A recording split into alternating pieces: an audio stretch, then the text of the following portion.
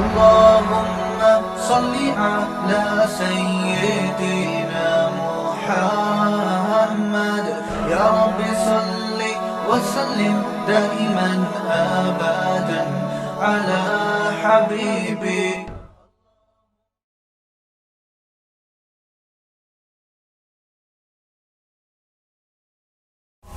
اللهم صل على سيدنا محمد يا رب صل وسلم دائما أبدا على حبيبي. دنیا میں بکھیڑے چلتے رہیں گے, ان کی وجہ سے ہمیں نہ تو مایوس ہونا ہے, ہم اسلام پہ کسی شخصیت کی وجہ سے نہیں چلتے.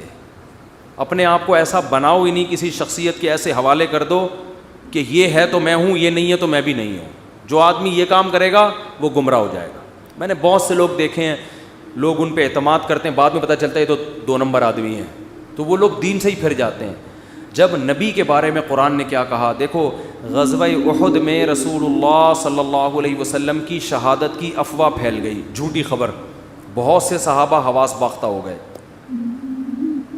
قرآن میں آیتیں کیا نازل ہوئیں, وما محمد الا رسول, محمد اللہ تھوڑی ہیں, اللہ کے پیغمبر ہیں. افإن مات او قتل, اگر ان کی موت ہو جائے یا قتل ہو جائیں تو کیا تم دین پہ واپس پھر جاؤ گے؟ یعنی تم محمد صلی اللہ علیہ وسلم کی وجہ سے تھوڑی دین پر ہو, تم کس کو خوش کرنے کے لیے ہو؟ اللہ کو. نبی کو بھی خوش کر رہے ہو تو اللہ کی خاطر. جب آپ صلی اللہ علیہ وسلم کا وصال ہوا, آپ کی وفات ہوئی, تو صحابہ کے حوصلے پست. تو حضرت عمر نے کیا فرمایا کہ جو یہ کہے گا کہ نبی کی موت واقع ہو گئی ہے, میں اس کی گردن اڑا دوں گا. حضرت ابو بکر نے کیا فرمایا, یہی آیت پڑھی, وما محمد الا رسول, فرمایا محمد اللہ کے رسول ہیں بس. افإن مات او قتل, ان کی موت واقع ہو جائے یا قتل ہو جائیں تو دین سے پھر جاؤ گے کیا؟ پھر آپ نے فرمایا یا ایھا الناس, اے لوگو, من کان منکم یعبد محمدا فإن محمدا قد مات, تم میں اگر کوئی محمد کی عبادت کرتا تھا صلی اللہ علیہ وسلم تو محمد پر موت واقع ہو چکی ہے. ومن کان منکم یعبد اللہ, اور تم میں کوئی اللہ کی عبادت کرتا تھا. کیا اسلام ہے یار, کتنا یعنی کتنی کلیئرٹی ہے اسلام کے عقیدے میں. اور یہ اعلان وہ کر رہا ہے جو محمد کا سب سے چہیتا ہے صلی اللہ علیہ وسلم, جو سب سے چہیتا ہے, جس کو سب سے زیادہ غم ہوا ہے آپ کے بچھڑنے کا, اس کی ایسی تربیت ہوئی ہے کہ بھائی میں اصل نہیں ہوں, اصل کون ہے؟ اللہ. تو کیا خطبہ دے رہے ہیں, ادھر صحابہ غم میں رو رہے ہیں, جانور ہلاک ہو رہے ہیں غم میں, جو نبی جن پر سواری کیا کرتے تھے. آپ کی اونٹنی جس پر آپ سوار ہوتے تھے وہ غم میں مر گئی, بھوکی پیاسی مر گئی وہ. لیکن ابو بکر کیسا قوم کو سنبھالا دے رہے ہیں اور کہہ رہے ہیں یا ایھا الناس, اے لوگو, تم میں جو محمد کی عبادت کرتا تھا فإنہ قد مات, محمد صلی اللہ علیہ وسلم پر موت واقع ہو چکی ہے. قد لگا دیا تحقیق کے لیے. ومن کان منکم یعبد اللہ, اور تم میں جو اللہ کی عبادت کرتا ہے, اللہ کی غلامی کرتا ہے, فإنہ حی لا یموت, وہ آج بھی زندہ ہے, اس پر موت واقع نہیں ہوگی. یعنی وہ حیران تھے تمہیں کیا ہو گیا, کوئی اچھمبے کا کام تھوڑی ہوا ہے یہ, وہ تو بشر ہے, انسان ہے, انہوں نے تو دنیا سے جانا تھا, ہم تو اللہ کے لیے دین پہ چلے ہیں. کسی شخصیت پر اتنی قربانی نہیں دی جاتی. کسی شخصیت پر اگر قربانی دی جا رہی ہے تو کس کی وجہ سے؟ اللہ کی وجہ سے. اللہ راضی ہو رہا ہے. دیکھو قرآن میں نا بڑے علمی نکات ہیں. قرآن کہہ رہا ہے یعتذرون الیکم اذا رجعتم الیہم لترضوا عنہم. قرآن کہ لتعرضوا عنہم ہے لترضوا عنہم, کوئی حافظ نہیں بیٹھا ہوا. لترضوا عنہم فإن ترضوا عنہم فإن اللہ لا يرضى عن القوم الفاسقین. اے نبی جب آپ غزوہ تبوک سے واپس پہنچیں گے تو یہ جھوٹی قسمیں اٹھائیں گے تاکہ آپ ان سے راضی ہو جائیں, خوش ہو جائیں. اگر آپ خوش ہو بھی گئے اللہ پھر بھی خوش بولو نہیں ہوگا. دیکھو یہاں نبی کو خوش کرنے کا ثواب کیوں نہیں مل رہا؟ کیونکہ یہاں نبی کو خوش کرنے سے مقصد اللہ کو خوش کرنا نہیں ہے. تو قرآن کہہ رہا ہے ایسی خوشی کا میں ایسی خوشی پہ خوش نہیں. اور کعب ابن مالک, مرارہ ابن ربی اور ہلال ابن امیہ, ان 3 صحابی نے سچ بول کے نبی کو ناراض کر دیا. منافقین نے جھوٹ بولا نا کہ یہ عذر تھا، یہ عذر تھا، ہم تبوک میں اس لیے نہیں آ سکے، یہ مسائل تھے، یہ مسائل تھے. نبی عالم الغیب نہیں، آپ نے کہا چلو بھائی ایسے ہی ہوگا، آپ خوش ہو گئے، ٹھیک ہے بھائی جاؤ، کوئی سزا نہیں، کچھ بھی نہیں. اللہ نے کہا آپ خوش ہیں، اللہ نہیں خوش ان سے. دوسری طرف منافقین جو مخلص صحابہ تھے 3، کعب ابن مالک، مرارہ ابن ربیع، ہلال ابن امیہ، یہ 3 صحابی نے سچ بولا. یا رسول اللہ کوئی عذر نہیں تھا، بس ہم سستی کی وجہ سے پیچھے رہے، کوئی عذر نہیں تھا، جانا چاہیے تھا، ہم پہ فرض تھا، لیکن باغ پک چکے تھے، سب کچھ تیار تھا، پھر بھی نہیں گئے، کوئی عذر نہیں ہے. سچ بولا نا، نبی غضبناک ہو گئے. نبی کیا ہو گئے؟ اس لیے نہیں کہ سچ بولا ہے، اس لیے کہ جب کوئی عذر نہیں تھا تو پیچھے رہنے کا کوئی جواز بنتا نہیں. آپ نے فرمایا قم، جاؤ یہاں سے، حتی یقضی اللہ فیکم، اللہ فیصلہ کرے گا تمہارے بارے میں. 40-50 دن بائیکاٹ ہوا، یہاں تک کہ صحابی کہتے ہیں نبی نے سلام تک کا جواب نہیں دیتے تھے. کیا گزری صحابہ پر، مگر قرآن کہہ رہے ہیں میں کیا تھا ان سے، بولو راضی تھا، کیونکہ مجھے خوش کرنے کے لیے انہوں نے سچ بولا. تو پھر اللہ نے پیغمبر کو بھی راضی کر لیا بعد میں، اور اتنا خوش ہو گئے پیغمبر، فرمایا اللہ نے تمہاری تو. اچھا اور سنیں، اسلام کے عقیدے بتا رہا ہوں کتنے واضح ہیں کہ ہم اسلام کو فالو کسی مدرسے کے کسی بندے کی وجہ سے نہیں کرتے. اور یہ بھی بتا دوں، اس ایک بندے کی وجہ سے مدرسوں کو بدنام کرنا کہ مدرسے ایسے ہوتے ہیں، یوں ایسے ہوتے ہیں، یہ بھی وہی زیادتی ہے جس کا میں نے بھی تذکرہ کیا. جب حضرت کعب ابن مالک کی توبہ قبول ہوئی تو ان کو خوشخبری پہنچی، وہ نبی کے پاس آئے. آپ صلی اللہ علیہ وسلم کا چہرہ حدیث میں آتا ہے استنار وجہہ کأن وجہہ قطعۃ قمر، ایسے چمک رہا تھا جیسے 14ویں کا چاند. آپ نے کیا فرمایا؟ ابشر بخیر یوم مر علیک منذ ولدتک امک، اے کعب اس دن کی خوشخبری قبول کرو کہ جس دن سے تمہاری ماں نے تمہیں جنا ہے، آج تک ایسا خوشی کا دن تمہاری زندگی میں نہیں آیا، اس دن کی مبارکباد ہو تمہیں. حضرت کعب مالک نے کیا کہا؟ امن کا ام من عند اللہ، یہ خوشخبری آپ کی طرف سے یا اللہ کی طرف سے؟ نہیں آ رہی بات. اس فکر میں لگے ہوئے ہیں کہ اللہ راضی ہے کہ نہیں ہے. دیکھو نبی کے راضی ہونے کا تو یقین ہو گیا نا. یہ نہیں سمجھ میں آئے گا، یہ تو آسان کیس نہیں ہے، بہت مشکل کیس ہے. ارے جب نبی کا چہرہ 14ویں رات کی طرح چمکتا ہوا دیکھ لیا، نبی مبارکباد بھی دے رہے ہیں کہ خوشخبری ہو اور سب معاف، بس اب میں راضی، اب میں خوش، تو کعب ابن مالک کو فکر کیا لگی ہوئی ہے؟ نہ یا رسول اللہ ذرا کلیئر کریں بات، صاف بتائیں یہ خوشخبری اللہ کی طرف سے ہے یا یعنی اللہ بھی راضی ہوا ہے کہ نہیں ہوا؟ فرمایا لا بل من عند اللہ، نہ میری طرف سے نہیں. کس کی طرف سے؟ اللہ. میں بھی اس لیے خوش ہوں کہ اللہ خوش ہے، اللہ نے معاف کر دیا ہے، اس لیے میں بھی خوش ہوں. پھر کعب ابن مالک خوش ہوئے ہیں. تو بھائی اسلام میں اصل کون ہے؟ اللہ. تبھی علماء کہتے ہیں کسی سے تنہائیوں میں گناہ ہوا ہو بالفرض، اللہ نہ کرے، اور اس نے توبہ کر لی، پھر لوگوں کو پتہ چل گیا، لوگ تانے دے رہے ہیں بے تو ویسا تھا، ان تانوں کی پرواہ بولو مت، بولے نہ تمہارا جرم کیا اور نہ ہمیں تم سے معافی مانگنے کی ضرورت، جس سے کیا ہے وہ جانتا ہے. لوگوں کو لفٹ کرایا کرو زیادہ، کیونکہ لوگ اس چیز کو مسلط کر لیتے ہیں. ہمارے حضرت کے پاس ایک بندے کا فون آیا لندن سے، کہتا ہے یار میں نے گناہ کیا تھا، پکڑا گیا، کہہ رہے اب میں نے توبہ کر لی، رو کے گڑ گڑا کے اتنی معافیاں مانگی کہ اللہ نے بھی دل میں سکون ڈال دیا کہ میں نے تجھے معاف کر دیا، کہ لیکن پبلک معاف کرنے کے لیے تیار نہیں ہے. پبلک جب بھی گزر کرے ہے نا وہی، تو پبلک کا دل تو چھوٹا ہوتا ہے نا، پبلک کا دل کیا ہوتا ہے؟ چھوٹا. تو ایسی صورت میں پبلک کو زیادہ لفٹ نہیں کرائے، بولے جاؤ تمہاری ایسی کی تیسی، ہم جانے اللہ جانے تو کون ہوتا ہے بھائی میرے کو. اور قرآن کے الفاظ دیکھو یار، وَمَن يَعْمَلْ سُوءًا أَوْ يَظْلِمْ نَفْسَهُ ثُمَّ يَسْتَغْفِرِ اللَّهَ يَجِدِ اللَّهَ غَفُورًا رَحِيمًا. ایسے وجد والی آیتیں ہیں. فرمایا جو بھی گناہ کرے گا، اپنی جان پہ ظلم کرے گا، ظلم ہو گیا، گناہ ہو گیا، شیطان نے بہکا دیا اس کو، غلط ہو گیا اس سے، حقوق العباد سے اس کا تعلق نہیں ہے، کیونکہ حقوق العباد میں پھر اس بندے سے بھی معافی مانگنا ضروری. کچھ جرائم ایسے ہیں جو اللہ اور بندے کے آپس کے معاملات. فرمایا پھر اس کو خیال ہوا کہ بھائی خدا تو انتقام لے گا، اور ویسے بھی غیرت کے خلاف ہے، جس نے اتنے احسانات کیے اس کو ناراض کرنا. قرآن کہہ رہا ہے ثم یستغفر اللہ، پھر وہ اللہ سے کیا کرتا ہے؟ معافی۔ کیا عجیب الفاظ ہیں۔ اللہ نے یہ نہیں فرمایا غفرہ اللہ، اللہ اسے معاف کر دے گا، نہ نہ نہ، یہ انداز نہیں ہے، یہ اللہ اس سے انتقام نہیں لے گا۔ فرمایا یجید اللہ غفور الرحیم، وہ اللہ کو پائے گا، وہ دیکھے گا کہ اللہ غفور بھی ہے اور رحیم بھی، وہ دیکھے گا اپنی آنکھوں سے۔ یہ ایسے ہے جیسے ہم کسی کو دعوت دیں کہ آپ ہماری دعوت پہ آؤ، آپ پوچھتے ہیں کیا کیا ملے گا۔ ایک طریقہ ہوتا ہے آپ بتائیں بھائی بریانی کا انتظام بھی ہے، کباب بھی ہیں، اور اللہ بھلا کرے چکن کا بھی انتظام ہے، اور کڑھائی بھی ہے، 2-4 چیزیں اور بتا دی آپ نے، تو وہ ذہن میں رکھ کر آئے گا ٹھیک ہے بھائی یہ چیزیں ہوں گی۔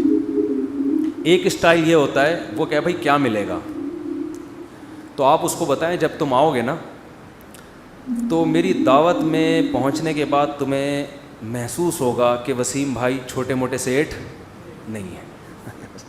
وسیم بھائی نے دعوت کی، یہ جی تم پا لو گے، یہ چیز محسوس کرو گے کہ وسیم بھائی طبیعت کے تنگ، ایسا دسترخوان ہوگا، چھوڑو بریانی کباب، چھوٹی وہ غریبوں والی باتیں ہیں۔ کیا بریانی، مسالے والی بریانی، اور مفتی صاحب کے بیان سنتے رہتے الٹے الٹے، مسالے والی بریانی، چپلی کباب، کوئٹہ کی چائے، ابے بھائی چھوڑو یہ باتیں، یہ تو کہیں کھانچے وانچے میں پڑی ہوئی ہوگی، ٹھیک ہے نا۔ یجد تم پاؤ گے، مجھے محسوس کرو گے کہ یہ چھوٹا موٹا سیٹ نہیں ہے، دسترخوان دیکھ کے اندازہ ہو جائے گا بھائی کوئی بہت بڑا آدمی ہے۔ تو قرآن کے الفاظ کیا ہیں آپ کو پتہ ہے؟ جو بڑے لوگوں کی دعوتیں، مولانا طارق جمیل صاحب نے بتایا کویت کے شہزادوں نے ان کی دعوت کی۔ ایک قرآن کیا کہتا ہے؟ جو گناہ کرے گا اور توبہ کرے گا یجید اللہ غفور الرحیم، اللہ یہ نہیں فرما رہے کہ اس کو معاف کروں گا، اللہ فرماتے ہیں جیسے کوئی بندہ دعوت پر آئے تو آپ کہو بھائی تم پاؤ گے کہ میں چھوٹا موٹا سیٹ نہیں ہوں۔ ہاں میں اس پہ واقعہ سنا رہا تھا کہ حضرت مولانا طارق جمیل صاحب ایک دفعہ کویت کے شہزادوں نے ان کی دعوت کی، تو اب وہ کیا تصور دماغ میں لے کے گئے ہوں گے، فرماتے ہیں میں حیران ہو گیا، اونٹ کے بچے صحیح پورے روسٹ، نہیں آئی سمجھ میں؟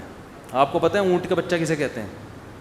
اونٹنی کے جو بچے ہوتے ہیں نا وہ ذبح کر کے کھال اتار کے کنووں میں پورے روسٹ چاول بھر کے دسترخوان پہ رکھے۔ بکرے روسٹ تو سنے ہوں گے، اونٹ روسٹ نہیں سنے ہوں گے۔ اب جو شہزادے ہیں ان کے لیے یہ کوئی اتنی بڑی چیز نہیں ہے، ان کی یہ بریانی ہے، ٹھیک ہے نا، ان کی یہ کیا ہے۔ اب ان سے اگر مولانا طارق جمیل صاحب پوچھیں شہزادوں سے جی آپ کی دعوت ہے کیا کیا ملے گا، تو ان کو غصہ آئے گا نا، نہیں یار یہ سمجھ میں یار، وہ بھائی ان کو غصہ آئے گا نا کہ یار ہم کویت کے شہزادے ہیں، ہماری کرنسی دیکھو، اور ہم یہاں کا تو غریب آدمی اتنا پرتکلف کھانا کھاتا ہے، اور تم شہزادوں سے پوچھ رہے ہو کھانے میں، آپ کو غم ہو رہا ہے کہ پتہ نہیں بریانی ملے گی کہ نہیں ملے گی، پتہ نہیں روٹی ہوگی کہ نہیں ہوگی۔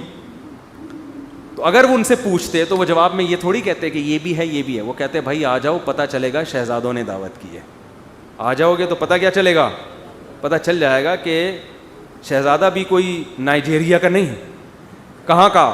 کویت کا، عرب شہزادہ ہے، اس کی دعوت ہے، آپ آئیں، اور ان کو پتہ چل گیا، انہوں نے بیان میں بھی بتا دیا۔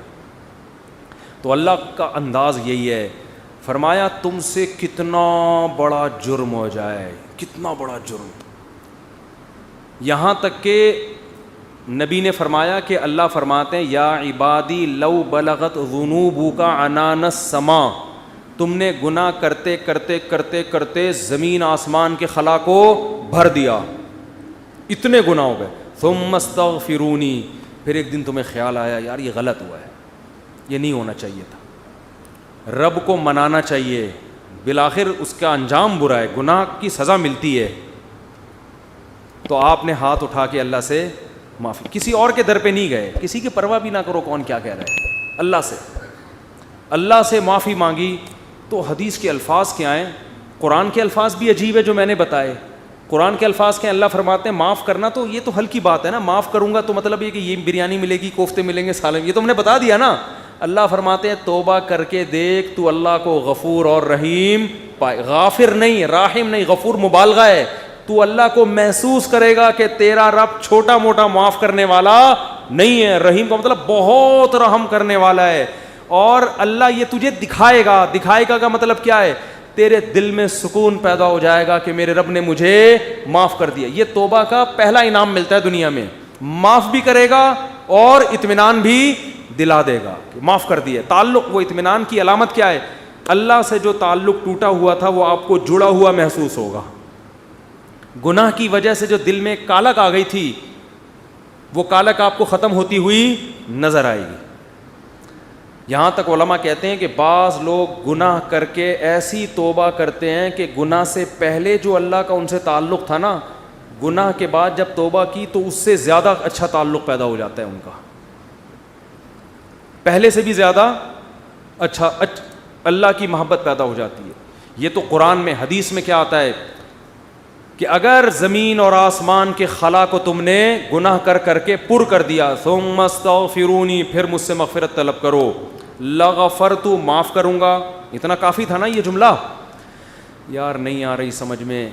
دیکھو اللہ یہ کہہ دیتے کہ زمین اور آسمان کے خلا کو پر کر دیا, مجھے ناراض کیا ہے نا, پبلک کے پاس جانے کی ضرورت نہیں. عیسائیوں میں پادریوں کے پاس جا کے معاف کرواتے ہیں, اتنے پیسے لے لو معاف کر دو. اللہ کہتے ہیں پادری کا کیا بگاڑا ہے تم نے؟ ناراض مجھے کیا ہے. نماز چھوڑی ہے, مجھے ناراض کیا. زنا کیا, مجھے ناراض کیا. انٹرنیٹ پر فحش فلمیں دیکھی, مجھے ناراض کیا. یہ جو ہو رہے ہیں گناہ آج کل, کچھ بھی کیا, مجھے ناراض کیا نا, آؤ میرے سامنے گڑ گڑاؤ.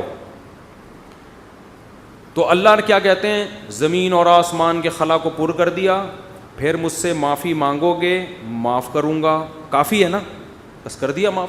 آگے اللہ ایک اور جملہ بناتے ہیں, لا ابالی, کسی کی پرواہ. بولو, اردو میں لفظ سماعت ہو کہتے ہیں بڑا لا ابالی قسم کا آدمی ہے. سنا یہ لفظ؟ ہاں بولنے میں کچھ ٹیکس لگتا ہے. لا ابالی کہتے ہیں نا, یہ عربی کے لفظ سے آیا لا ابالی.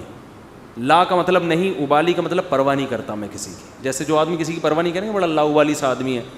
تو اللہ کیا کہتے ہیں, لا ابالی, معاف کروں گا, کسی کی پرواہ نہیں. کیا مطلب؟ یہ جملہ لگانے کی کیا ضرورت تھی؟ جملہ اس لیے لگایا جا رہا ہے کہ بہت سے نیک لوگوں کو اعتراض ہو سکتا ہے, اے اللہ اتنے سارے گناہ سیکنڈوں میں معاف, یہ بات ہماری کھوپڑی میں بولو نہیں, کچھ تو تھوڑی سی ہوتی. جیسے ایک بیٹا نافرمان ہو, 20 سال باپ کو ستاتا رہے, اب باپ کو زندگی بھر ستایا اس نے, باپ نے کہا ایسی کی تیسی ہے, ابھی دیکھتا ہوں میں جائیداد سے آگ کر دوں گا, میں یہ کر دوں گا. باپ بوڑھا ہو گیا, مرنے لگا ہے بھائی, اب جائیداد کی تقسیم کا وقت آ رہا ہے, اور اب یہ گیا, اس کو پتہ ہے کہ اب تو سارا معاملہ خراب, زندگی بھر ستاتا رہا. آخر میں آ کے ابا سے کہتے ہیں, ابا I am very very sorry. ابا کہتے ہیں چل جا معاف کیا. دوسرے بیٹوں کو آئے گا نا غصہ, ہے بھائی, ابا یہ کیا, یہ تو آپ کے رحم دل ہونے سے ناجائز فائدہ اٹھا رہے ہیں بھائی, ابھی آپ کے جانے کا وقت ہے اور یہ آ کے سوری کر کے چلا گیا. تو ابا اگر ابا ہوں گے تو آپ دوسرے بچوں کو کیا بولیں گے, باپ تم ہو یا میں ہوں؟ کیا خیال ہے, باپ تم ہو یا ٹھیک ہے تمہارا مشورہ ہے, میں نے سوچ لیا. باپ بہرحال کون ہے, میں, میری مرضی, میری جائیداد ہے, میری میراث ہے, میں کسی کو بھی نہ دوں, میں صدقہ کر دوں, جاؤ. لیکن انسان کا اتنا ظرف ہوتا نہیں ہے. اب اللہ پر تو موت واقع نہیں ہوگی, لیکن انسان پر تو موت واقع ہوتی ہے, اور موت کے بعد رحمت کے چانسز ختم, توبہ کے دروازے بند. ساری زندگی گناہ کرتا کرتا اب موت سے پہلے اللہ سے کیا کہہ دیتا ہے, آئی ایم سوری, معاف کر دے.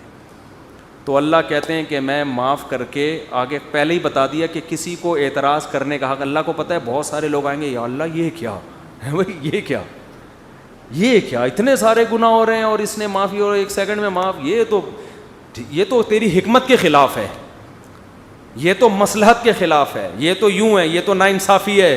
اللہ کہتے ہیں بولنے دو, مجھے پرواہ, بولو نا, نہیں ہے. تم نے تھوڑی جہنم بنائی ہے, میں نے بنائی ہے.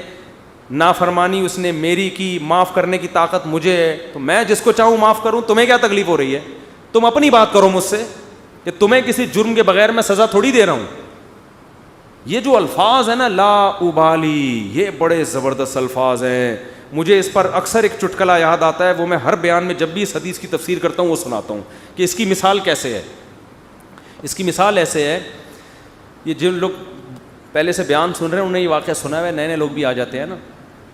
پرانے والے اصل میں اعتراض کرتے ہیں یار وہ گھسے پٹے قصے بار بار سنا سنا کے نا تھک گئے ہم. تو بھائی آپ کے لیے گھسے پٹے, نئے نئے لوگوں کے لیے کوئی مارکیٹ میں نیا آئے گا تو بتائیں گے ہم, اب آ ہی نہیں رہا.